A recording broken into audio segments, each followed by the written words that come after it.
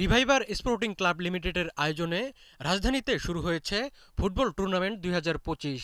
গত ২০ June Banani TNT colony মাঠে এই টুর্নামেন্টের উদ্বোধন হয়। উদ্বোধনী অনুষ্ঠানে প্রধান অতিথি ছিলেন ক্রীড়া সংগঠক ও ক্লাবের উপদেষ্টা ডাক্তার ফখরুদ্দিন মানিক। বিশেষ অতিথি ছিলেন জাতীয় ফুটবল দলের সাবেক অধিনায়ক শেখ আসলাম এবং জামায়াতে ইসলামী মনোনীত ঢাকা ১১ আসনের সংসদ সদস্য প্রার্থী অ্যাডভোকেট মোহাম্মদ আতিকুর রহমান ও ঢাকা ১৭ আসনের সংসদ সদস্য প্রার্থী ডাক্তার এস এম খালিকুজ্জামান। এছাড়া বিভিন্ন কেন্দ্রীয় ও স্থানীয় নেতৃবৃন্দ বর্ণাঢ্য অনুষ্ঠানে উপস্থিত ছিলেন। বাংলাদেশ জামায়াতে ইসলামী ঢাকা উত্তর শাখার তত্ত্বাবধানে আয়োজিত এই টুর্নামেন্টে রাজধানীর ৬৪টি ক্লাব অংশ নিচ্ছে, যার মধ্যে রামপুরা, বাড্ডা ও ভাটারা অঞ্চলের ৮টি ক্লাব ইতিমধ্যেই নকআউট ও সেমিফাইনাল পর্বে প্রতিদ্বন্দ্বিতা করছে।